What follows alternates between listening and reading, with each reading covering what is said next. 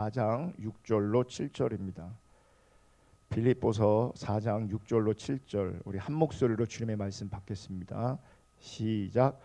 아무것도 염려하지 말고 다만 모든 일에 기도와 간구로 너희 구할 것을 감사함으로 하나님께 아뢰라.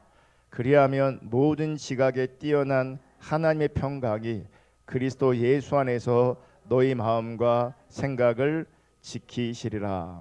아멘. 그럼 지금 우리는 믿음에 대해서 살펴보고 있습니다. 믿음에 대해 살펴보는데 오늘이 10번째 시간입니다. 믿음, 우리가 무엇을 믿어야 되는가를 이미 살펴봤습니다. 우리는 예수를 믿어야 되고, 또 예수를 믿는다는 것은 예수님이 가지고 계셨던 그 믿음을 믿는 겁니다. 그러니까 예수 안에 있는 그 믿음을 나도 믿는 것이고, 예수 안에 있는 그 믿음이 내 안에 있는 것이 그게 믿음인 거죠. 그런데 그 믿음이 이제 우리 가운데 심기어져야 합니다. 우리 가운데 그 믿음이 심기어져야 되는데, 그 믿음이 심기어지기 위해서는 먼저 우리 안에 있는 쓰레기 같은 것들을 버려야 합니다. 그게 가장 중요한 영역에 보면 거짓의 문제입니다. 우리 안에 있는 거짓들이 버려져야 합니다. 버려져야 믿음이 심겨집니다. 사실 오늘 설교가 되게 중요합니다.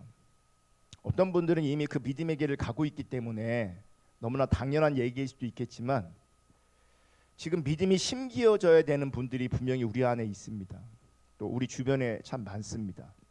그래서 오늘 말씀을 통해서 내 안에 그 믿음이 어떻게 심기어질 수 있는가를 고민하고, 또 바르게 비춰지고, 또 바르게 이해해서 하나님께서 원하시는 그 믿음의 자리로 나아가 그 믿음이 정말 심기어지고 자라가는 은혜가 있기를 주님의 이름으로 축복합니다.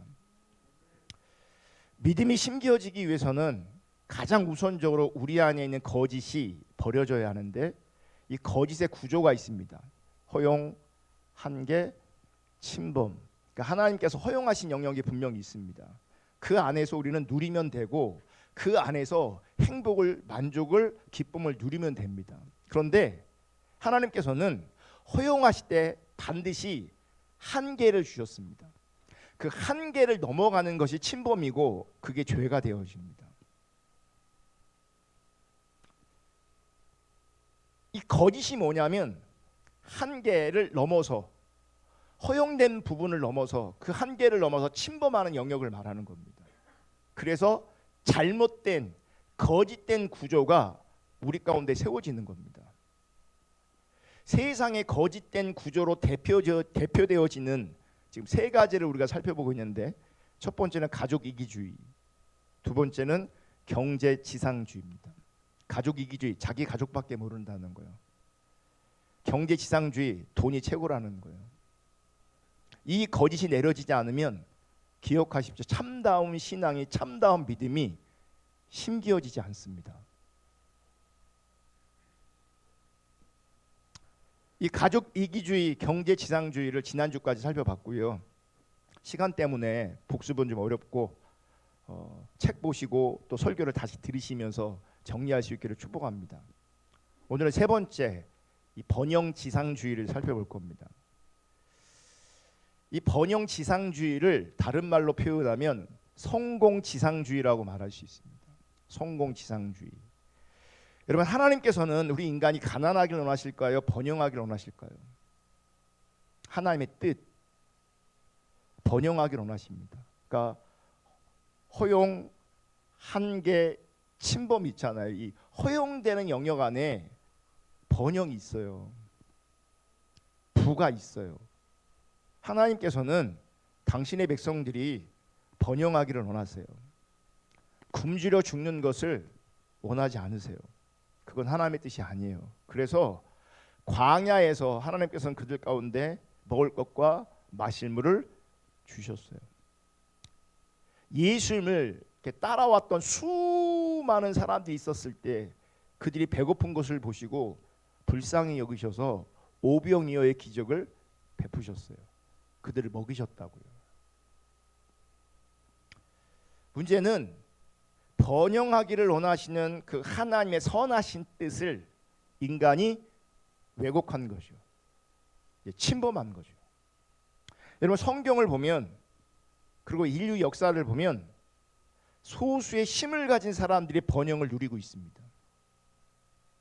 소수의 힘을 가진 사람들이 번영을 누리고 있습니다. 그리고 많은 대부분의 일반 백성들은 그 소수의 힘 있는 자들의 번영을 위해 들러리를 서게 됩니다. 그냥 들러리 정도가 아니라 힘 있는 자들의 번영을 위해 그들은 착취를 당하고 그들은 억압을 당합니다. 그러니까 모두가 번영하는 것이 아니라 구조적으로 소수만 그 번영을 누리게 되는 거죠. 문제는 이런 구조적인 문제를 우리가 바꿔야 되는데, 이 구조적인 문제를 우리가 개혁해야 되는데, 이 번영의 문제를 개인의 능력의 문제로 인식하게 만들었어요. 그래서 나도 개인적으로 사실 내 개인적인 문제보다는 구조적인 문제가 훨씬 더 큰데도 불구하고 개인적으로 나는 어떻게 하면 저 소수의 힘을 가진 저 풍요를 누리는 저런 사람처럼 나도 성공할 수 있을까라는 생각을 가지게 되는 거죠. 지금 잘못된 왜곡된 구조를 무너뜨려야 되고 개혁해야 되는데, 그게 아니라 저 소수의 무리들 속에 나도 들어가고 싶은 겁니다. 저들이 누리는 그 번영과 그 풍요를 나도 누리고 싶은 겁니다. 그것을 잘 사는 것으로 이해하고 그것을 성공으로 이해하는 겁니다. 그리고 이런 성공주의는 경제 지상주의와 결합해서 신앙적으로 번영 신앙이라는 괴물, 거짓 신앙을 만들었습니다. 특별히 우리나라는 가난했거든요. 가난했기 때문에 이 가난에서 벗어나기를 원하는 열망들이 매우 강했습니다. 또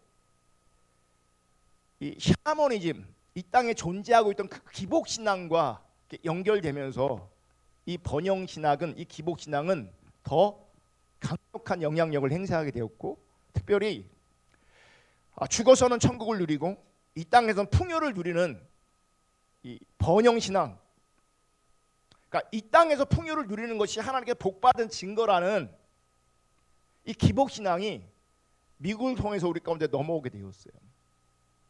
그러니까 우리 안에 있는 기복적인 성향과 이 기복 신앙이 더해져서 더 강력하게 성공을 추구하고 번영을 추구하게 되었어요. 사실 여러분, 우리나라에 있는 모든 돈을요 다 이렇게 모으잖아요. 정확한 액수는 모르겠지만 되게 많습니다. 되게 많습니다. 만약 우리나라에 있는 모든 돈을 한 곳에 모아놓고 이스라엘 백성들이 가나안 땅에 들어가서 땅을 분배하는 것처럼 그렇게 분배하잖아요. 우리나라에 가난한 사람이 사라집니다. 그만큼 돈이 많습니다. 돈이 없는 게 아니고요, 돈이 쌓여 있어요. 돈은 누구한테만 없냐면 우리한테만 없는 거예요. 세상에 돈이 없는 게 아니고 나한테 없는 거고 우리한테 없는 거예요. 돈이 없는 게 아니라. 그 뭐가 문제인 거예요? 분배가 문제인 거죠. 분배가. 그러니까 올바로 분배되지 못하여 나타나는 상대적 그 박탈감을 우리는 가난으로 여기는 거죠. 그때부터 사람들은 그 가난에서 벗어나려고 합니다. 그러면서 하나님 앞에 주시옵소서, 주시옵소서, 주시옵소서 간구하게 됩니다. 뭘 달라는 겁니까? 복 달라는 겁니다. 표현은 복이지만 그 복이 뭘 대체하고 있어요? 복이 뭘 말하는 거예요? 결국은 돈을 말하는 거예요. 돈 달라는 거예요. 과거에 많은 부흥사들이, 목회자들이 믿음의 기도, 선포의 기도, 4차원의 기도 운운하면서 믿음으로 구하면 하나님이 주신다고, 내 입을 크게 열라고, 그럼 하나님이 채우실 거라고. 근데 우리가 뭘 구했냐고요 그때. 지금도 많은 사람들이 뭘 구하고 있냐고요. 번영을 구하고 있는 거예요. 성공을 구하고 있는 거예요. 여러분 반드시 기억하시기를 축복합니다. 자기가 원하는 대로 이루어지는 소원 성취나 성공을 향한 승리 신앙은 기독교 신앙이 아닙니다. 그게 성경에서 말하는 참된 신앙이 아닙니다. 여러분 예수님 시대를 지나 신약 성경을 보시면 예수 믿고 부자 된 사람 발견할 수 있는가? 성경 안에서. 신약 성경 안에서 예수 믿고 부자 된 사람 발견할 수 있냐고요? 안 읽어봐서 모른다고요? 제가 알려드릴게요. 없어요. 예수 믿고 부자 된 사람이 성경에 한 사람이라고 기록되어 있으면 좋을 것 같은데 없어요. 근데 우리 시대는 많은 사람들이 예수 믿어서 복 받으려고 해요. 성경은 그런 사람이 없는데.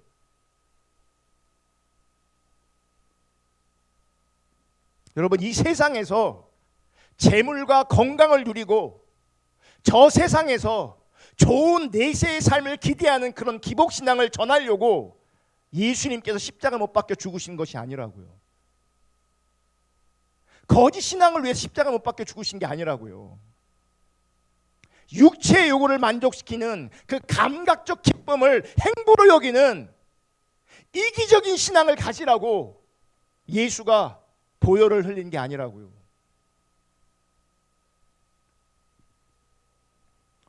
그래서 예수를 십자가를 정확하게 직면하고 만나면요 이기적 신앙에서 이타적 신앙으로 바뀌는 겁니다. 이기적 신앙을 위해서 거짓 신앙을 위해서 예수님께 십자가 못 박혀 죽으신 게 아니라고요. 왜 이런 성공주의 신앙, 기복 신앙, 승리 신앙이 우리 시대에 기승을 부리는가? 많은 사람들이 왜 포기하지 못하는가? 그 왜곡된 신앙, 잘못된 신앙을, 성경을 자기가 원하는 대로 해석했기 때문에 그래요. 자기 중립적인 자리에서 이기적으로 성경을 이용했기 때문에 그래요. 대표적인 게 창세기예요. 창세기 1장 27절 28절. 하나님이 자기 형상 곧 하나님의 형상대로 사람을 창조하실 때 남자와 여자를 창조하시고 하나님이 그들에게 복을 주시며 하나님이 그들에게 이르시되 생육하고 번성하여 땅에 충만하라 땅을 정복하여. 여기서 생육하고 번성하여 땅에 충만하고 땅을 정복하라. 바다의 물고기와 하늘의 새와 땅에 움직이는 모든 생물을 다스리라 하시니라. 이 말씀을 오해한 거죠. 왜곡시킨 거죠. 그러니까 하나님께서 허용하신 게 있는데 그 한계를 넘어가 버린 거예요. 성경 해석이, 성경의 적용이. 지금 읽은 이 말씀을 창세기 2장 15절은 이렇게 표현해요. 볼게요. 여호와 하나님이 그 사람을 이끌어 에덴 동산에 두어 그것을 경작하며 지키게 하시고. 그러니까 생육하고 번성하고 땅에 충만하고 땅을 정복하고 모든 생물을 다스린다는 것은 어떤 의미냐면 경작하고 지키라는 의미예요. 그리고 경작하고 지키라는 의미는 쉽게 말해서 세상 모든 만물들이 인간뿐만 아니라 자연까지 포함해서 세상의 모든 만물들이 조화를 이루며 함께 살 수 있도록 살림을 살라는 거예요. 내가 원하는 대로 막 대우하라는 얘기가 아니에요. 조화를 이루며 함께 살기 위해서 경작하고 지키라는 거죠. 마치 농부처럼. 그래서 하나님께서 다스리고 생육하고 번성하고 땅을 정복하는 것은 하나님 나라가 번성하는 것을 말하는데, 하나님 나라의 번성과 하나님 나라의 정복은 성공과 굴림이 아니라 돌봄과 섬김으로 나타나는 거예요. 생육하라, 다스려라, 이게 뭐예요? 돌봄이라고요. 섬김이라고요. 자연을 돌보고 환경을 섬겨야 된다고요. 조화롭게 살기 위해서, 함께 살기 위해서. 근데 하나님 없는 인간은요, 나만 잘 살면 되는 겁니다. 그래서 가족 이기주의, 경제 지상주의, 나만 번영하고 나만 성공하면 되는 거예요. 그거를 성경은 강력하게 죄라고 말하는 거예요. 근데 보세요, 이 땅에 있는 사람들은 죄의식이 없어요. 내가 가족을 사랑하는데, 나의 개인적인 성공을 추구하는 것인데, 그게 뭐가 죄가 되냐 그래요. 죄예요. 다른 사람이 안 보이면, 세상이 안 보이면, 함께 사는 게 안 보이면 그게 죄입니다. 근데 타락한 세상을, 그 이기적인 삶을 성공했다고 추앙합니다. 그러니 그 잘못된 이기적인 삶이 왜곡되어 있는 거죠. 누군가는 따라가야 될 삶이 되고 누군가는 성공한 삶이 되어지는 거예요. 죄인데 그걸 추구하는 것도 죄고 혼자 누리는 것도 죄예요. 근데 죄로 인식이 안 되는 거예요. 그게 세상이에요. 그게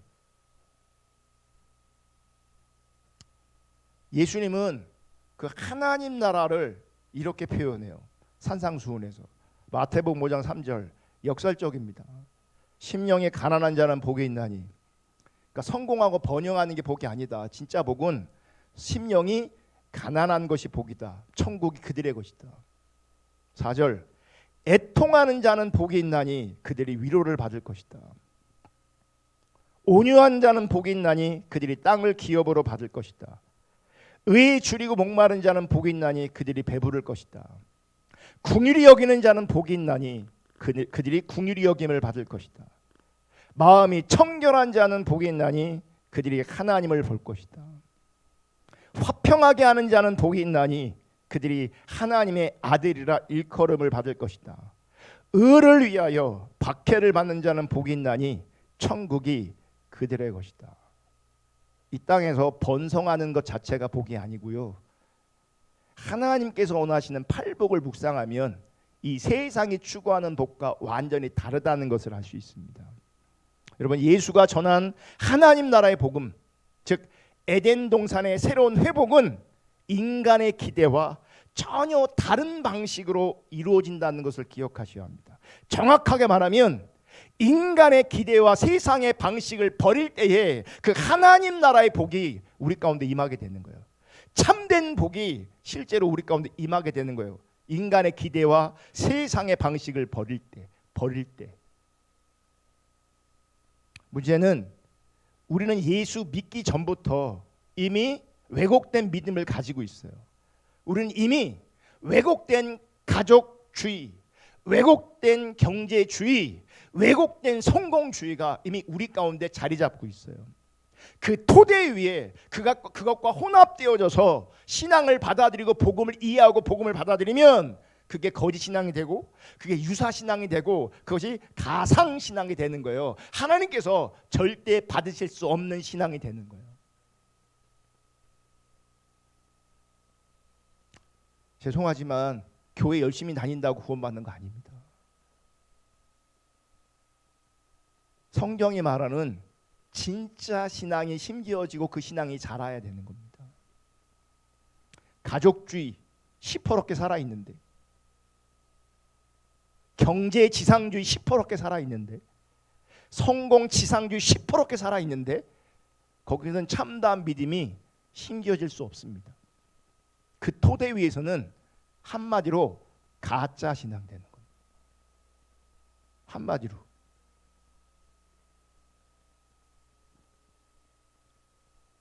여러분, 거듭남은 하나님 나라의 복음의 근거에서 예수님께서 선포하셨던 그 하나님 나라의 근거에서 새로운 가족, 새로운 경제, 새로운 경제 등을 깨닫는 것이 일어나는 것이 그게 참다운 거듭남이고 그게 참다운 회심이 되는 겁니다.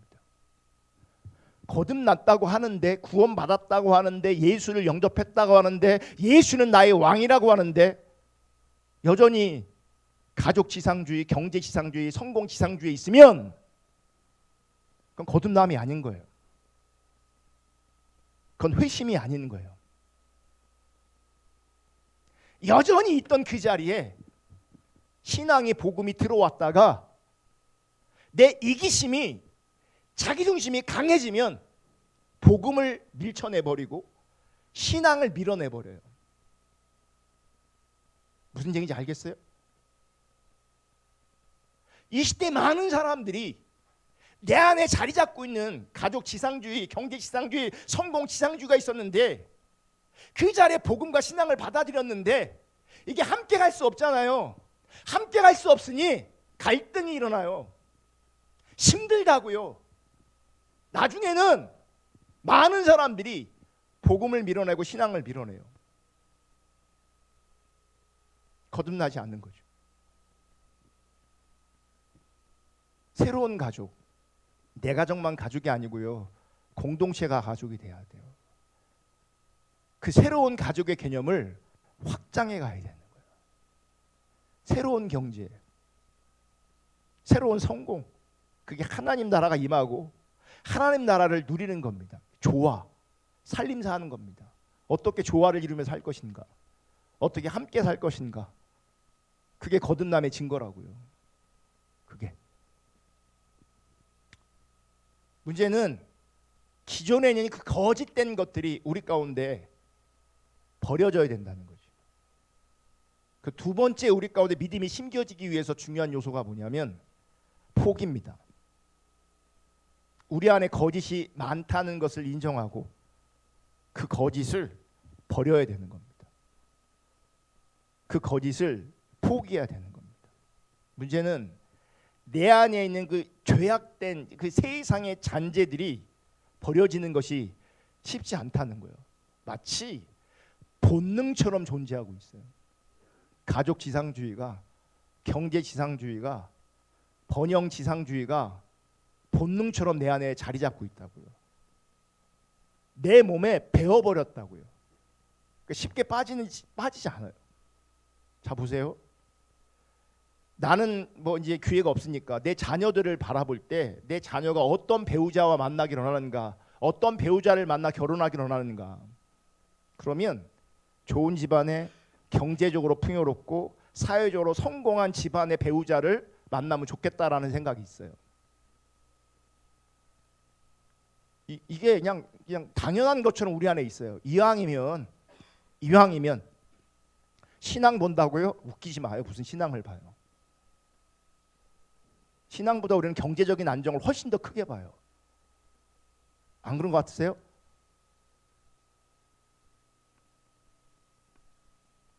위에서 버려야 될 것들을 우리 삶의 자리는 여전히 꽉 붙잡고 있어요. 내 자녀가 누구랑 결혼하면 좋겠냐? 가족 지상주의, 경제 지상주의, 번영 지상주의가 다 그 안에 담겨 있다니까요. 좋은 집안에 경제적으로 여유가 있고 사회적으로 성공한, 사회적으로 문제없는 성공한 가문에 장가가면 좋겠다, 시집가면 좋겠다. 말은 그렇게 안 해도 실제 그런 대상들이 있잖아요. 부러워요. 우리 지방에도 어떤 목사님이 딸내미가 시집갔는데요, 그 딸은 한의사거든요. 그 남편은 의사예요. 부럽더라고. 사실 그게 중요한 게 아닌데, 정말 그런 게 중요한 게 아닌데 우리는 그런 영향력들이 아직도 크다고요.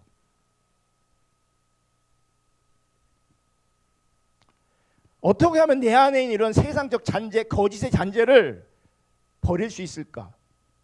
이 거짓의 문제를 여러분 해결하지 않으면 신앙생활이 굉장히 어려워집니다. 이미 거짓된 구조가 우리 내면에 고착화되어 있어서 사실 이제 복음이 들리지 않습니다. 복음을 원하지도 않습니다.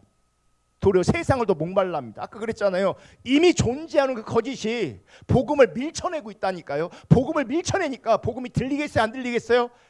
안 들리겠죠. 복음을 듣는 것을 괴로워합니다. 힘들어합니다. 왜 그런지 아세요? 내 안에 거짓이 있기 때문에 그래요. 그러니까 내 자녀들이 우리 주변을 가만히 보시면 복음을 막 듣기 힘들어한다. 그럼 진단을 이렇게 하시면 돼요. 그 안에 거짓이 가득하구나. 거짓이 가득하면 복음을 싫어해요.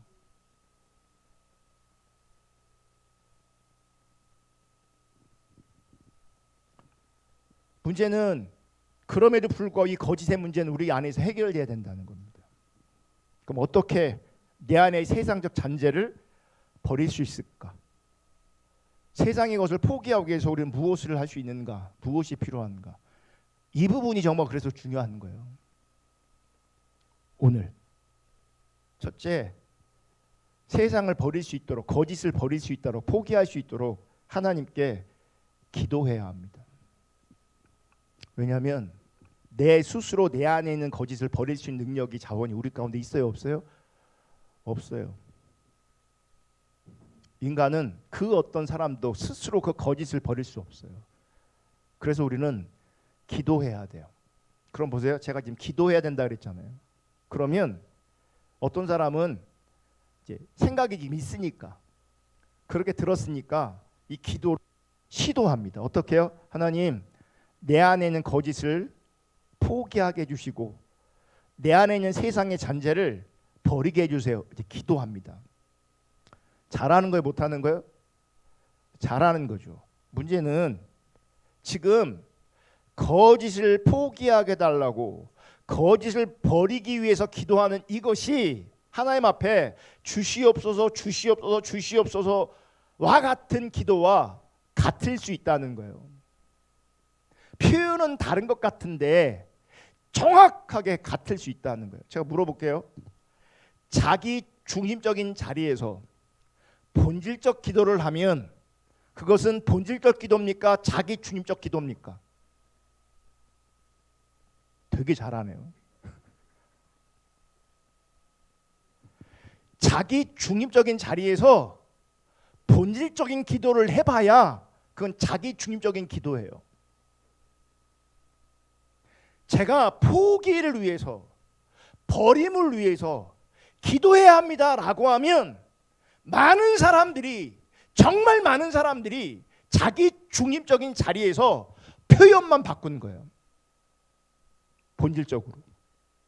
그건 바뀐 거예요, 안 바뀐 거예요? 그건 하나도 안 바뀐 거예요. 기도는요, 제가 기도하라고 했을 때 기도는 하나님 앞에 요구하고 청구하는 게 아니에요. 기도는 하나님과 교제하고 하나님과 소통하는 거예요. 그러니까 입술로 세상을 버리게 해주세요, 내 속에 있는 거짓을 버리게 해주세요 라고 요구하는 게 아니라 그 하나님을 직면해야 되는 거예요. 주님과 대화, 주님 앞에, 그 주님 앞에 머물러 있고 그 주님과 소통하고, 주님과 대화하려고 해야 되는 거예요. 기도는 하나님의 뜻을 알고 거기에 모든 것을 맡기는 행위가 기도예요. 그러니까 주시옵소서, 내가 버리게 해주세요, 죄를 이기게 해주세요, 자기 중심을 무너뜨려 주세요 라고 하는 표현은 틀리지 않을지 모르겠지만, 단순히 그렇게 표현한다고 해서, 그렇게 입술로 고백한다고 해서 그 기도가 우리 가운데 응답되는 게 아니라, 우리가 추구하는 기도는 하나님 그분을 구하는 거예요. 하나님의 뜻을 알려고 하는 거예요. 그 하나님의 뜻에 나를 맡기는 거예요. 아멘. 여러분 생각해 보세요.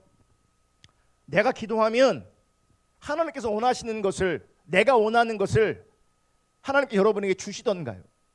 그게 기복적인 것이든 본질적인 것이든 내가 기도하면 하나님이 주시던가요? 우리는 알고 있어요, 그렇지 않다는 것을. 안 주시잖아요. 제가 옛날에 글을 썼거든요. 우리 교회 밴드에 아마 올렸을 거예요. 나한테 예수님은 통 크게 나를 도와주거나 뒷받침해 주거나 응답해 주시는 분이 아니에요. 그렇게 하나님 나를 밀어준 적이 없어요. 제가 하나님을 지금 이제 하나님을 부정적으로 말하는 게 아니에요. 제가 어느 날 라디오를 들었는데 예수에 대한 찬양이 나왔는데 그 찬양이 제 마음에 울림이 있었어요.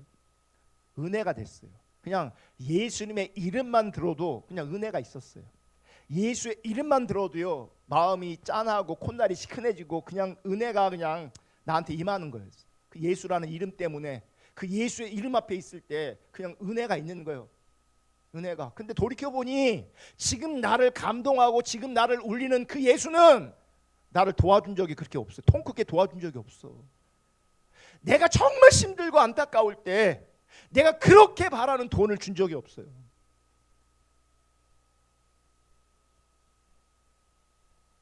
근데 그 예수가 지금 나를 울린다고 글을 썼어요. 왜 그러겠어요?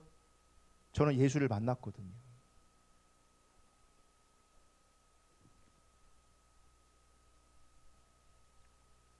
많은 사람들이 기도해도 안 되는 것을 이미 알아버렸어요. 그 기도가 문제라는 것은 깨닫지 못하고 인식하지 못하고 기도했는데 별거 없더라 라고 하는 것을 이미 알아버렸어요. 그게 기복적인 기도이든 본질적인 기도이든. 봐요.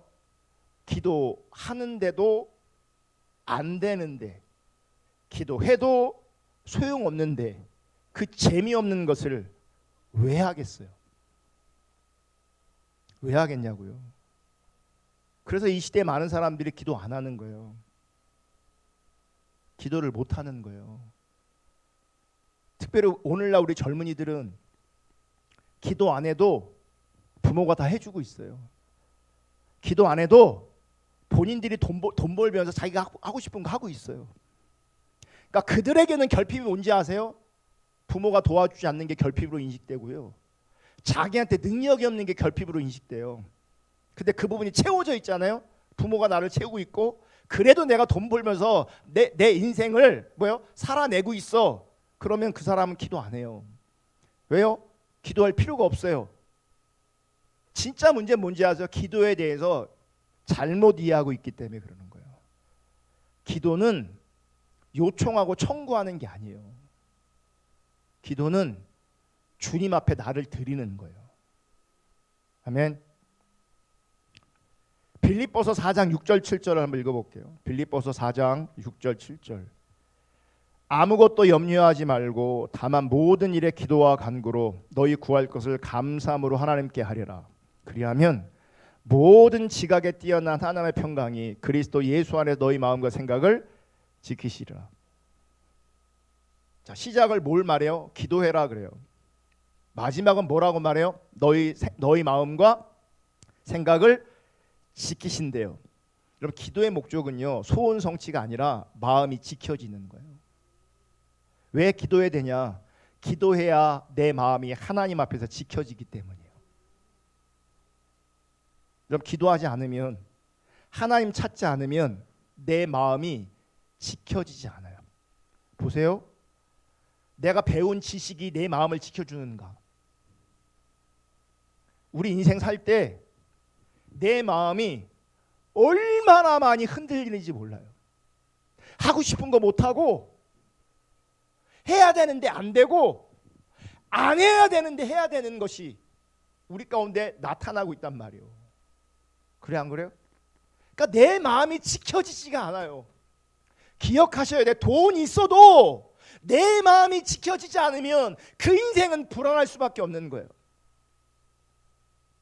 마음이 지켜지지 않는 그 자리에는 뭘 해도 채워지지가 않아요. 마음이 지켜지지 않아서. 정말 중요한 것은 우리의 마음이 지켜져야 돼요. 그런데 기도해야 마음이 지켜져요. 우리가 하나님을 찾아야, 하나님 앞에 주님을 직면하고 대면해야, 하나님과 소통해야 우리의 마음이 지켜져요. 제가 예전에 정말 불안하고 염려하고 걱정이 너무 많아갖고요, 아무것도 못하겠더라고요. 걱정 때문에, 염려 때문에 아무것도 못하겠어요. 불안 때문에. 제가 일부러 그래서 그때 어떻게 하는 줄 아세요? 성경을 열어놓고 염려하지 말라라고 하는 성경 구절을 계속 반복해서 주목해서 보고 읽고 또 읽고 또 읽고 또 있었어요. 공중의 나를 새를 보라, 저 들의 백합화를 보라. 염려함으로 키 한 자를 더 키울 수 있느냐? 왜요? 마음이 안 지켜지는 거예요. 마음이 안 지켜지니까 그 성경을 붙잡고 하나님 내 마음을 지켜달라고. 찬양하는 거예요. 그런 가사에 찬양을 하는 거예요. 왜요? 내 마음이 지켜지지 않으니까. 내 마음이 정말 어느 때에 지켜지는가? 이렇게 말씀을 붙잡고 기도하면서 몸부림치며 주님을 찾을 때에, 주님 앞에 있을 때에 내 마음이 지켜지는 거예요. 염려 가운데 씨름하고 고민하고 불안하고 우울하고 그랬을 때에, 그렇게 하나님 앞에 엎드릴 때에 나중에는요 눈물이 나는 거예요. 눈물이 나면서 하나님이 내 마음을 지켜주시는 거예요. 변한 건 하나도 없는데 그분이 내 마음을 꽉 잡고 있는 거예요. 내가 너 사랑해. 내가 너와 함께 할 거야. 그럼 게임 끝나는 거예요. 그게 기도예요. 청구서 잔뜩 가지고 가서 이것도 해주고 이것도 해주고 이것도 해주고 이것도 해주고 이것도 해주고 이것도 해달라고 아무리 해보세요. 만약 그게 되는 거라면 우린 목숨 걸고 기도해야죠. 목숨 걸고. 왜 기도 안 하는 줄 아세요? 안 될 걸 알아. 해도 소용없는 걸 알아. 사실 문제는 하나님 없는 거예요. 하나님 앞에 엎드리면, 하나님을 찾으면 그분이 내 마음을 지키세요. 하나님께서 내 마음을 지켜주실 때 하나님 중립적인 자리에서 영적 분별력이 주어지고, 영적 분별력이 주어지면 거짓이 보이고 거짓된 믿음이 내려지고 포기되어지는 겁니다. 이 일을 위해서 우리가 하나님께 나아가는 거예요. 이렇게 하나님께 나아가는 것이 기도입니다. 기도해야 돼요? 안 해야 돼요? 해야 돼요. 청구서가 아니라 은혜를 구하는 거예요. 은혜를, 내 마음을 지켜달라고.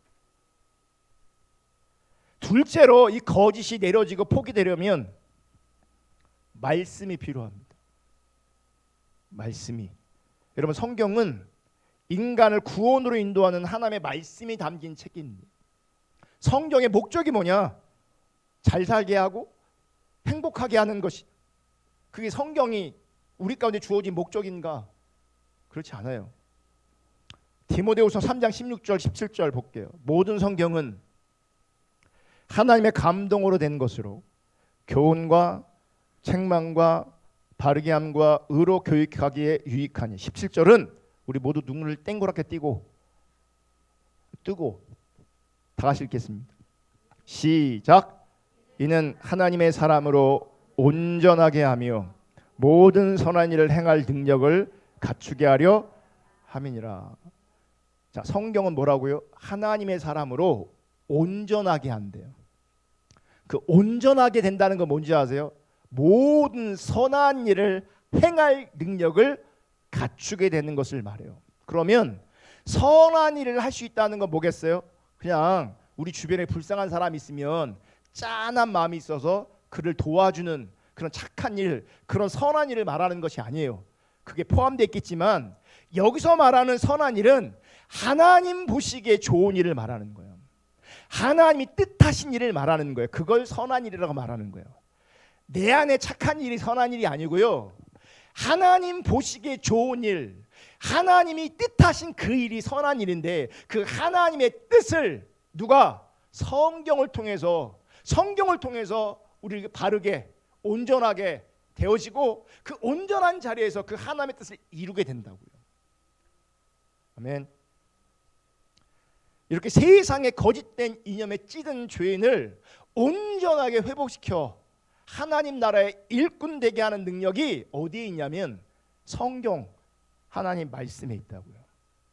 그래서 하나님의 얼굴을 구하며 하나님의 얼굴을 구하는 관점에 말씀 앞에 있는 그 사람이 하나님 앞에 온전케 되어지고, 그에게 하나님의 행하심이 보여지고 그 하나님의 행하심에 동참하게 되고, 그게 하나님의 선한 모든 선한 일을 행할 능력이라는 거예요. 여러분, 그게 이 땅에서 우리가 잘 사는 거예요. 또 포기하려면, 거짓됨을 버리려면 좋은 모범, 모델이 있어야 합니다. 하나님께서 기뻐하시는 믿음을 가지려면 그 믿음을 품고 살아가는 현실의 모델이 필요해요. 누군가 저렇게 살아가고 있구나, 그 모델이 필요하다고요. 예수님이 우리의 모델이지만 그 예수를 따라가는 또 다른 모델이 우리 가운데 있으면 나도 그 믿음의 길을 가는데 훨씬 수월할 수 있다는 거예요.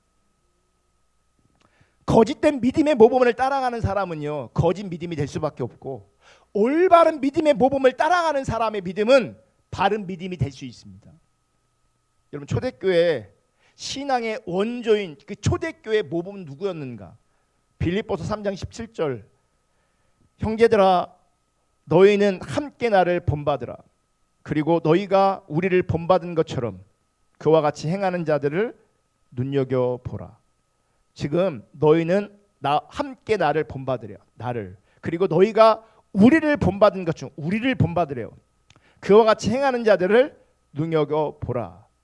바울은요, 나를 본받으라, 그리고 우리를 본받으라 이렇게 말하고 있는 거예요. 왜 그렇게 말할 수 있냐면 이건 자신감이 아니에요. 모델을 얘기하고 있는 거예요. 기준을 얘기하고 있는 거예요. 지금 이 바울은 예수가 바울의 모델이고 모범이었어요. 그러니 나는 예수가 모범이고, 그러니 예수가 모범인 나를 너희들도 모범 삼으라는 거예요. 우리 공동체의 모범이 예수이기 때문에 예수가 모범인 우리 공동체를 너희가 본받으라는 거죠. 여러분, 이 롤모델은 멀리 있지 않아요. 공동체 안에 있어요. 공동체 안에 있어요. 그리고 공동체 안에 그 모범이 있는 분들은 행복한 겁니다. 자기가 볼 때 이런 모델이 없다, 그러면 정말 안타까운 거죠. 제가 바울은 아니라서 바울처럼 얘기하기는 조금 뭐하지만 저는 예수가 저의 모범입니다. 그래서 제가 권면하기는 여러분도 예수가 모범이기를 주님의 이름으로 축복합니다. 어떤 공동체에 속해 있느냐, 어떤 롤 모델을 가지고 있느냐에 따라서 우리의 믿음이 온전하게 자라느냐 그렇지 못하느냐 갈라질 수 있어요. 그래서 좋은 공동체를 만나는 게, 좋은 리더를 만나는 게 굉장히 큰 은혜고 굉장히 큰 복입니다. 저는 하나님께서 신학교 들어가면서 저는 사실은 가족 지상주의, 경제 지상주의, 번영주의에 쩌들어 있던 사람이에요. 지금은 이렇게 표현하지만 그때는 그게 뭐가 잘못된지도 전혀 인식하지 못하는 영적 분별력이 전혀 없던 상태였어요. 근데 하나님께서 책을 통해서 이 모델을 보게 하시는 거예요. 책을 통해서. 사람이 없다면 책을 통해서도 성경이 말하는 참된 믿음의 모범을 가질 수 있기를 주님의 이름으로 축복합니다. 바라기는 제가 여러분의 모범이 되기를 원하고, 우리 교회가 우리 지역에, 우리 한국의 모범이 되기를 원하고, 하나님의 기준을 드러내기를 소원합니다. 여러분들이 누군가의 모범이 될 수 있기를 주님의 이름으로 축복합니다. 그래야 믿음이 우리 가운데 심겨집니다. 누군가가 모범일 때 닮고 싶어요. 그리고 함께 하다 보면, 내가 그 사람과 교제하다 보면 그 사람을 닮아가고 있어요. 때로는요, 말투도 닮아가고요, 이 손짓도 닮아가요. 비슷하게.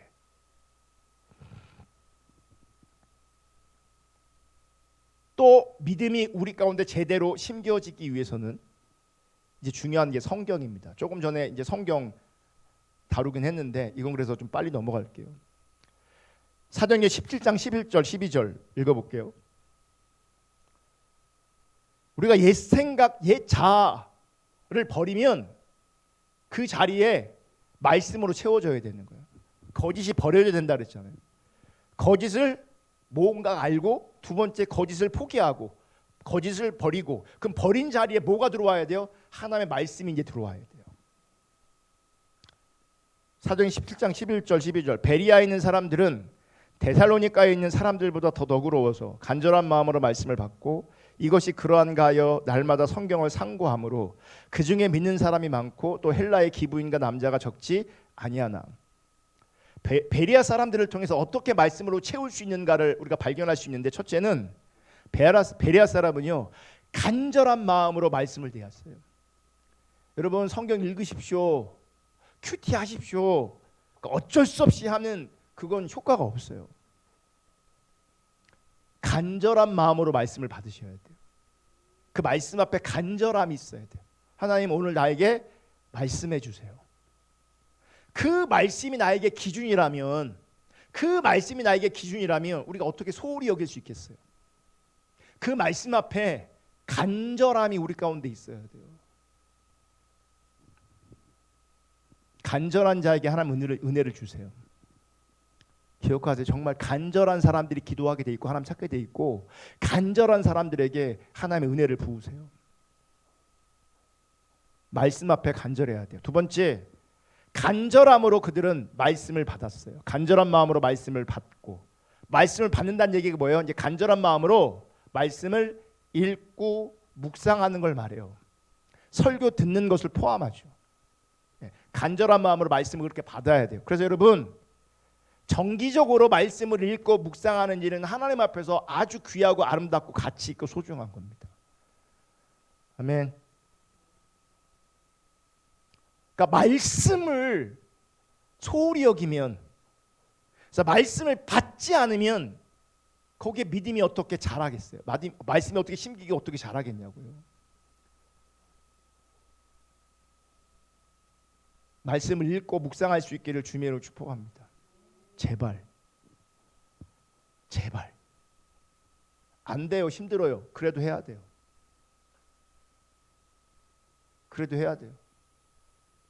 병들어 누워 있을 때 자녀들이 이렇게 한 입에 더 먹이려고 그러잖아요. 한 입만 먹어봐. 입맛 없어. 그래도 한 입만 더 먹어. 억지로 먹이잖아요. 왜요? 먹어야 사니까. 먹기 싫으니 먹지 마라. 기운 없니? 먹지 마라. 생각 없니? 먹지 마라. 그런 부모가 있냐고요. 알거든요. 부모는 먹어야 사는 걸 알기 때문에 억지로라도 먹이는 거잖아요. 말씀 억지로라도 먹어야 돼요.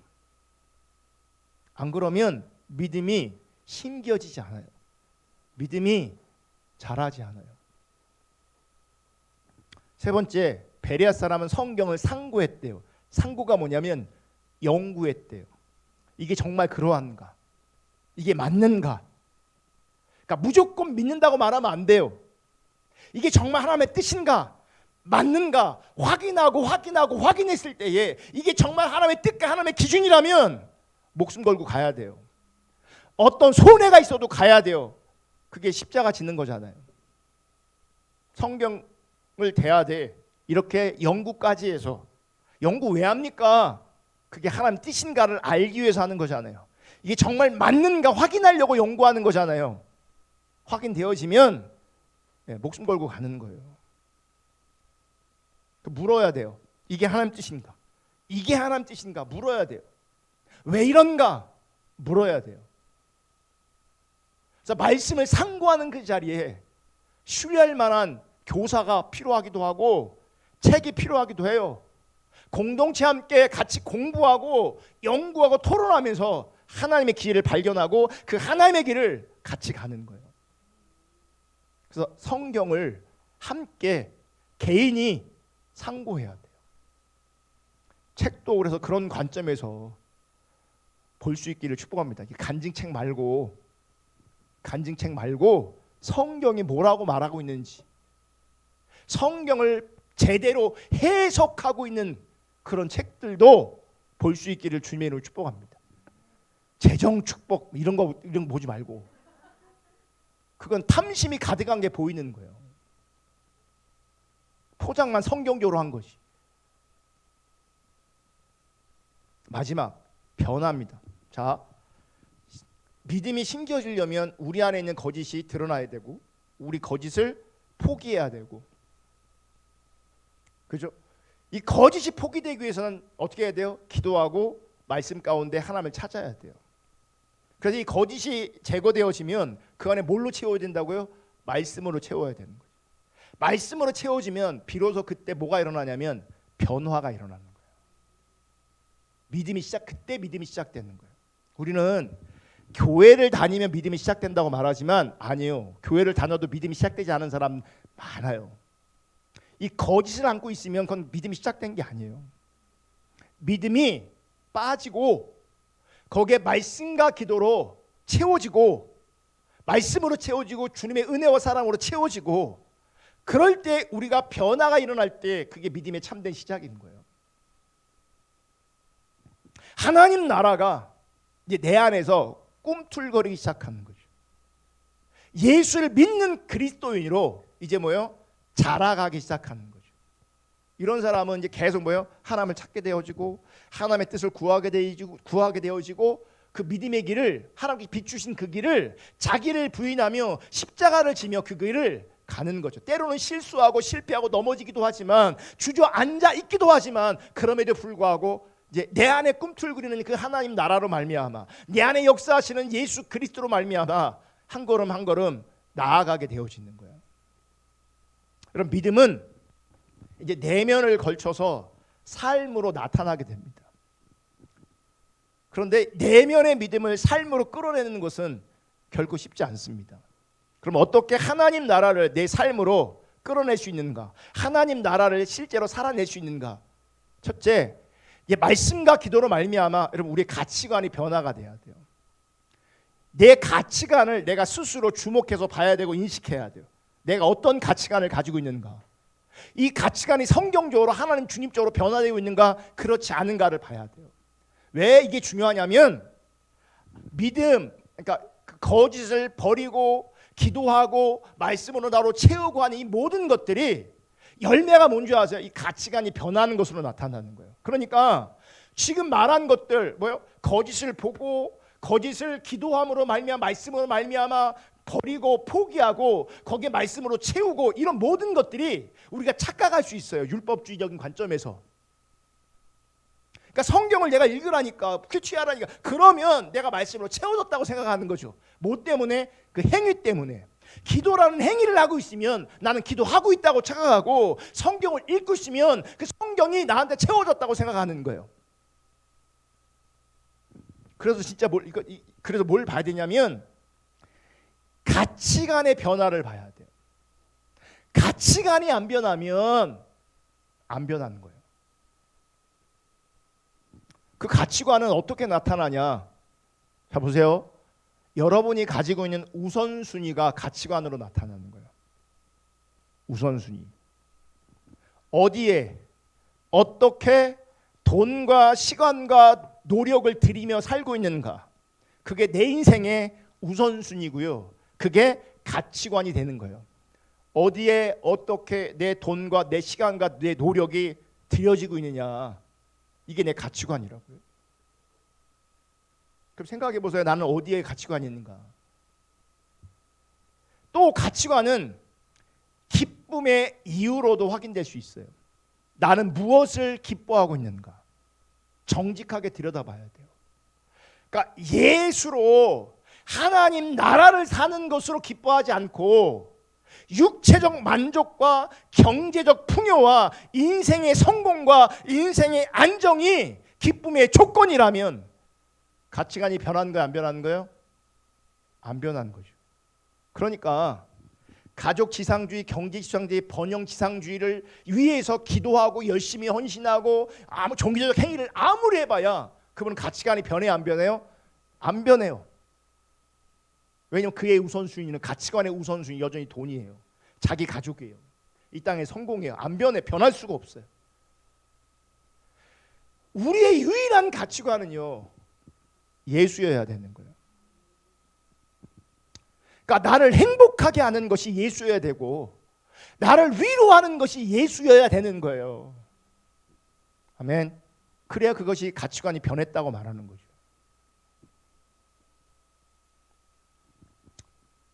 그래서 이 가치관이 변하려면 참된 믿음의 사람이 되려면 당연히 기도하고 말씀 앞에 있어야 돼요. 주님 예배하는 자리 신앙생활 반드시 있어야 돼요. 또 아주 중요한 요소가 뭐냐면 미디어를 대하는 자세가 달라져야 합니다. 왜냐하면 우리의 가치관은 이 세상의 미디어의 영향을 엄청 받기 때문에 그래요. 나도 모르는 사이에 세상 미디어에, 방송에, 인터넷에, 이 땅의 문화에 우리 영향을 받고 지배를 받아요. SNS 좀 잘하셔야 돼요. 그리고 아이들이 자라는 과정에서 이 미디어를 조절해 줘야 돼요. 너무 많이 우리가 미디어에 노출돼 있어서 왜곡된 정보들이 나를 지배하고 그 왜곡된 가치관들이 내 가치관에 영향을 줘요. 이거 되게 심각한 겁니다. 또 이 미디어로 우리의 마음이 달래지고 있어요. 제가 은혜 받을 때 고등학교 1학년 때 우리 가정이 되게 어려웠을 때 그때 금식 기도하고 고등학교 1학년 때 기도원 가서 일주일 금식 기도하고 제가 하나님 틈만 나면 하나님 앞에 예배하고 기도하는 자리에 있었거든요. 근데 지금 돌아보면 내가 왜 그때 그런 은혜가 부어졌지 돌아보면 은혜가 분명히 있었어요. 근데 또 한편으로는 그때는 인터넷이 없었어요. 그러니까 제 마음을 달랠 수 있는 것이 유일하게 저는요 하나님밖에 없었어요. 텔레비도 제한적 있고 그때 기껏 한 게 오락실이었는데 저는 초등학교 때 이미 오락실 끊었거든요.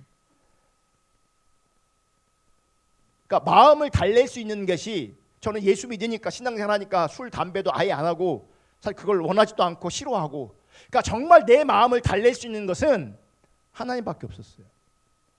근데 오늘날 사람들을 보면요 내가 힘들어 외로워 허전해 나를 달랠 수 있는 것이 이 땅에 하나님 말고도 널려 있어요. 하나님이 기쁨이 아니어도 이 땅에 나를 기쁘게 할 만한 것이 널려 있어요. 그러니까 하나님 없어도 돼요. 정말 많은 사람들 가운데. 근데 그렇게 살다 보면 그 어떤 것도 자기를 채우지 않는 그 자를 직면하게 돼요. 근데 거기까지 가는데 참 오래 걸리기도 하고요. 그때 깨닫고 돌이킨다는 것도 결코 쉬운 일이 아니에요. 그리고 이미 그의 가치관은 그의 내면은 상하고 상할 대로 상했고 무너질 대로 다 무너져 있어요.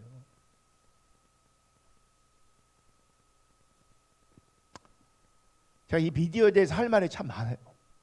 그리고 되게 위험하다는 것도 알겠어요. 더 알겠어요.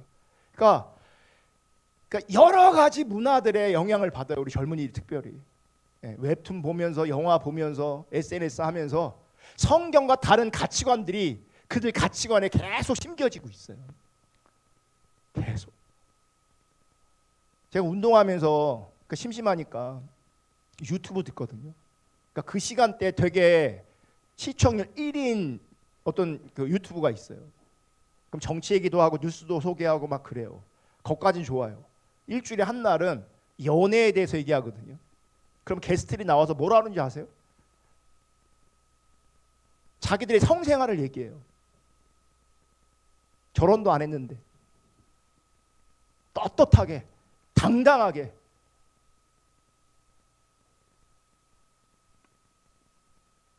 시의낙낙하면서 옛날에는 부끄러워서 할 수도 없는 얘기들 이제는 대놓고 하고 있어요. 지금은 그거를 사람들이 듣고 있는 거죠. 그리고 그렇게 사는 것이 잘 사는 것이라고 사람들이 인식하는 거죠. 영상의 이미지가 아이들을 잠식하고 있어요. 본대로 하고 싶은 거죠. 거기에 갈증이 생기는 거예요. 거기에 갈급함이 생기는 거예요. 그 영역에 열정이 생기는 거예요. 그렇게 살았던 애들이 자랑해요. 내가 이렇게 해봤다고. 그게 잘 사는 건 줄 알아요. 우리 부모들이 우리 어른들이 한 번도 그렇게 살라고 가르친 적이 없고 가르치는 곳도 없어요. 그러면 애들이 어디서 배웠겠냐고요.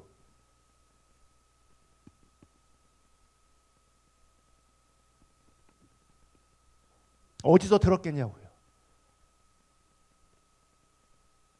우리의 가치관이 변하려면 세상적 가치관을 전파하는 미디어 여러분 절제하셔야 돼요. 내가 분별력이 없다면 끊으셔야 돼요. 영향을 받고 있어요.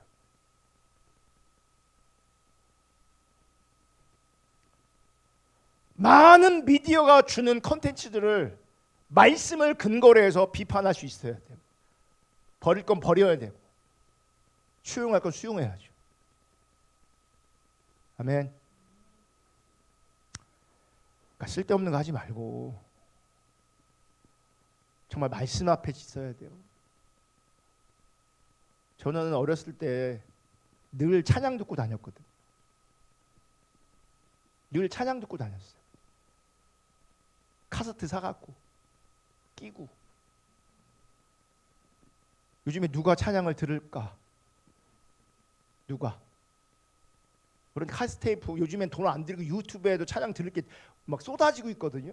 우린 돈 주고 다 샀어야 돼요. 테이프 하나 사서 그거 껴서 늘어질 때까지 듣고.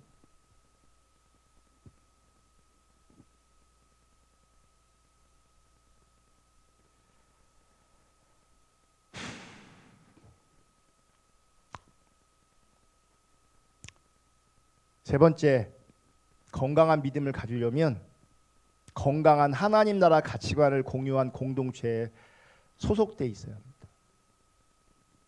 좋은 공동체에 함께하면서 같이 주님 바라보면서 주님 따라가는 거죠. 그리고 좋은 공동체를 세워가는 것이 하나님께서 우리 가운데 주신 비전이어야 되는 겁니다. 저는 금요일 날 바울을 소개하면서 굉장히 큰 도전도 받고 감동도 받았어요. 바울 참 고생 많이 했는데 내가 고생한 거 얘기한다면 할 얘기가 많지만 지금 나는 교회를 가장 염려하고 있다. 교회는 주님의 몸입니다. 여러분 주님 사랑한다면 교회를 사랑하셔야 합니다. 교회를 사랑하는 게 뭐예요? 여러분 우리가 자녀를 사랑한다고 할 때 그 자녀 사랑이 어떻게 표현됩니까? 그들의 필요를 채워주는 것으로 사랑이 표현되어져요. 교회를 사랑하는 것, 하나님의 뜻을 함께 따라가면서 하나님 나라의 필요, 하나님의 뜻, 교회의 필요를 채우면서 함께 세워져 가는 겁니다. 아멘. 이제 말씀 마치겠습니다. 내 안에 믿음의 모종이 심겨지려면 먼저 잡초를 뽑아야 되겠죠. 돌멩이를 걷어야 되겠죠. 그게 뭐예요? 우리 안에 있는 거짓을 뽑아내야 합니다. 우리 안에 있는 대표적인 거짓은 가족 지상주의, 경제 지상주의, 번영, 성공 지상주의입니다. 과거의 나를 지배했던 거짓된 생각, 성령으로 말미암아, 말씀으로 말미암아, 하나님의 은혜로 말미암아 내려지고 포기될 수 있기를 주님의 이름으로 축복하고요. 그 빈자리에 하나님의 말씀이 심겨질 수 있기를 주님의 이름으로 축복하고 그 하나님의 말씀이 심겨짐으로 말미암아 하나님 나라의 가치관이 우리 가운데 자라가도록, 하나님 나라의 가치관이 자라가도록, 그 하나님 나라의 가치관이 우리 삶에, 우리 신앙에 열매 맺을 수 있기를 주님의 이름으로 축복합니다. 오늘 어버이 주일이잖아요. 이 얘기는 원래 원고도 없고 하려고도 안 했는데, 만약에 여러분 우리 자녀들이 저한테 부모로서 대접을 안 해줘, 어버이날도 그냥 넘어가고 뭐 생일도 그냥 넘어가고, 그러면 저 서운하지 않습니다. 서운하지 않습니다. 그리고 서운해하면 안 된다고 저는 스스로 생각합니다. 왜냐하면 저도 제 부모한테 잘 못했어요. 가난해서, 없어서 잘 못했어요. 그래서 해드린 게 없기 때문에 못 받아도 나는 당연하다라는 생각이 있어요. 그래서 실제로 안 해줘도 안 서운해요. 아니 서운해요. 근데 그 서운한 마음을 부인해요. 너는 서운하면 안 돼. 너는 서운하면 안 돼. 그렇게 스스로 생각해요. 그런데 부모가 예수의 원하는 삶, 부모가 제자의 삶을 안 살면 서운해요. 자녀가 제자의 삶을 안 살면 서운해요. 교회가 저를 대우해 주지 않을 때 저는 서운해하지 않으려고 애써요. 그것을 부인하려고 했어요. 그걸 서운해하면 안 된다고 생각해요. 그 부분에 씨름이 있어요. 하지만 지체들이 믿음이 심겨지지 않고 제자로 살아가지 않을 때 제 마음이 서운해요. 성도들이 하나님 앞에 예배하지 않을 때, 예배를 향한 열망이 없을 때 서운해요. 근데 이 마음이 저는 하나님의 마음이라고 생각해요. 우리가 예수 믿는 사람들이잖아요. 예수 믿으려고 하는 사람들이잖아요. 믿으려면 잘 믿을 수 있기를, 바르게 믿을 수 있기를 주님의 이름으로 축복합니다.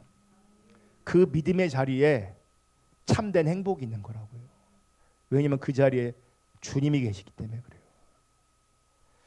우리 찬양하고 기도하겠습니다. 우리 세 번째 드렸던 찬양 행복 찬양하고 우리 기도하겠습니다.